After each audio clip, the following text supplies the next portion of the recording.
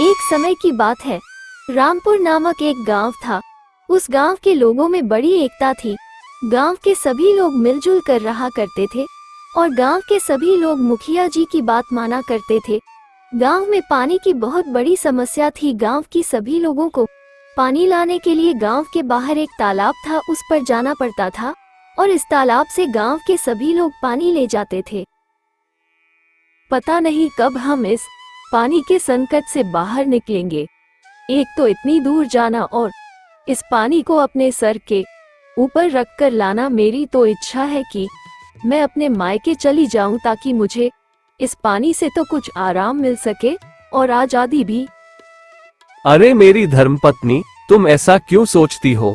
हम गांव के सभी लोग मुखिया जी के पास जाएंगे और जो भी पानी का संकट है वो सारी बात मुखिया जी को बताएंगे, तो कुछ ना कुछ इस समस्या का उपाय जरूर बताएंगे। तुम चिंता मत करो। अच्छा चलो ठीक है, मुझे तुम्हारी बातों पर विश्वास है, पर मेरा एक काम कर दो। घर में खाना बनाने के लिए भी पानी नहीं है। तुम तालाब पर जाओ और यह एक मटका पानी का भर लाओ और हाँ, जल्दी वापस आ जाना। फिर महेश मटका लेकर तालाब की ओर पानी लाने के लिए चला जाता है और कुछ देर बाद महेश तालाब पर पहुंच जाता है। तभी महेश को तालाब पर एक लाश दिखाई देती है। महेश लाश को देखकर घबरा जाता है। ये किसकी लाश है? लगता है कोई तालाब में पानी भरने आया है और तालाब में गिरकर उसकी मौत हो गई होगी। मैं ये बात गांव वालों और मुखिया जी को बताता हूँ। तभी गांव के सभी लोग वहां पर इकट्ठा हो जाते हैं और मुखिया जी भी वहां पर आ जाते हैं और लाश को भी तालाब से बाहर निकाल लिया जाता है। अरे ये तो हमारे गांव का राजू है। ये तो बहुत सीधा साधा आदमी है। गांव के तालाब ने इसकी भी जान ले ली। इस तालाब में हर साल एक ना एक व्यक्ति की मृत्यु जरूर होती है। हाँ मुखिया जी, महेश सही बात कह रहा है।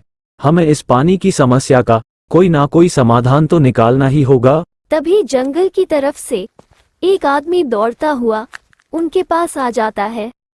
अरे भागो भागो, यहाँ पर क्या कर रहे हो? जंगल में सूखा पड़ गया है और जंगल के सभी जानवर प्यासे हैं और वह सभी इसी तालाब की ओर आ रहे हैं। सब लोग भागो और अपनी अपनी जान बचाओ। गांव के तालाब में अब पानी की समस्या बढ़ गई थी, क्योंकि तालाब पर तो जानवरों ने कब्जा कर लिया था और गांव के लोगों के पास पीने के लिए भी पानी नहीं था।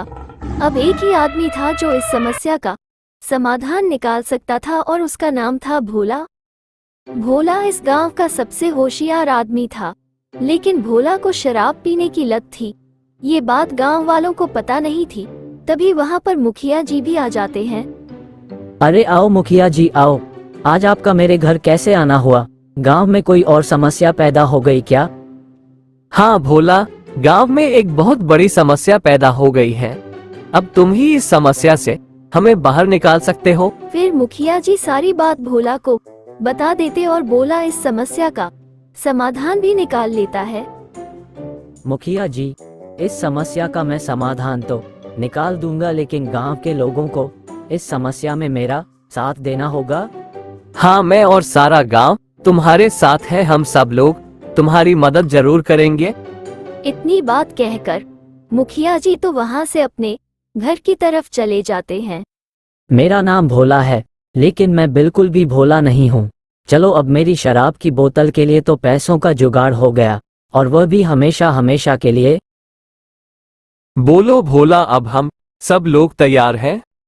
देखो मुखिया जी, समाधान तो मिल गया है, लेकिन मैं आपसे एक वचन मांगता हूँ, आपको पूरा करना होगा। आप सब लोग मना नहीं करोगे? अरे हमें तुम्हारी सारी बातें मंजूर है। मैं और गांव वाले तुम्हारी बात मानेंगे। मैं इस बात का तुम्हें वचन देता हूँ। तभी बोला उस तालाब के पास ही एक कुआं खोद देता है, जिसमें तालाब का पानी कुएं में आ जाता है। गांव के सभी लोग बहुत खुश हो जाते हैं।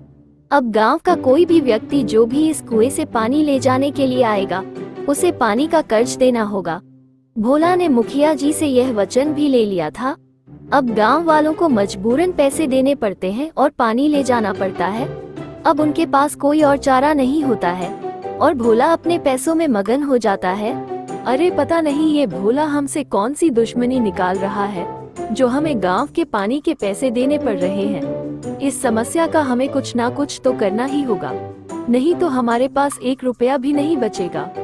हाँ तुम सही कह रही हो, हमें कुछ ना कुछ करना ही होगा। फिर एक दिन भोला कुएं पर बैठा था, तभी मुखिया जी पुलिस को लेकर आ जाते हैं। क्यों भोला, तुम गांव वालों से पानी के पैसे ले रहा था? तुम चलो मेरे साथ पुलिस थाने में, तुम्हारी सारी होशियारी निकालता हूँ। फिर पुलिस भोला को पकड़कर अपने साथ ले जाती है। आज से सभी गांव वालों को भोला के कर्ज से आजादी मिल गई थी।